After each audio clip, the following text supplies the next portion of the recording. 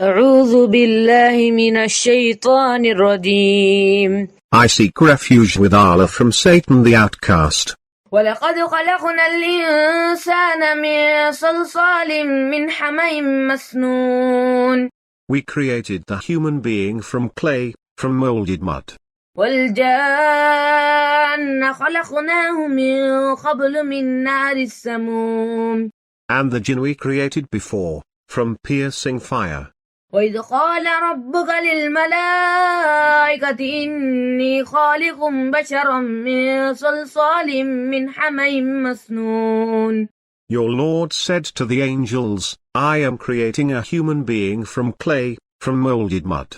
فإذا سويته ونفخت فيه من روحي فقعوا له ساجدين.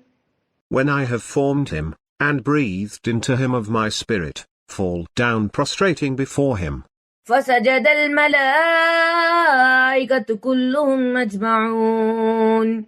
So the angels prostrated themselves, all together. إلا إبليس أبى أن يكون مع الساجدين. Except for Satan. He refused to be among those who prostrated themselves. قال يا إبليس ما لك ألا تكون مع الساجدين. He said, O Satan, what kept you from being among those who prostrated themselves? قال لم أكن لأسجد لبشر خلقته من صلصال من حمإ مسنون. He said, I am not about to prostrate myself before a human being, whom you created from clay, from molded mud.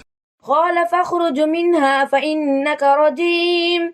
He said, then get out of here, for you are an outcast. وإن عليك اللعنة إلى يوم الدين. And the curse will be upon you until the day of judgment. قال رب فأنظرني إلى يوم يبعثون. He said, my Lord, reprieve me until the day they are resurrected. قال فإنك من المنذرين.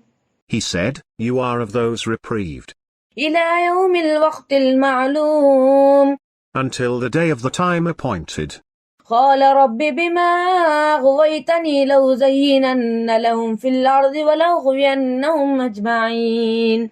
He said, my Lord, since you have lured me away, I will glamorize for them on earth, and I will lure them all away.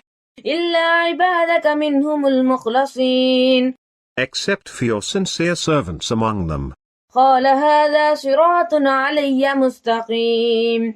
He said, this is a right way with me. إن عبادي ليس لك عليهم سلطان إلا من اتبعك من الغاوين.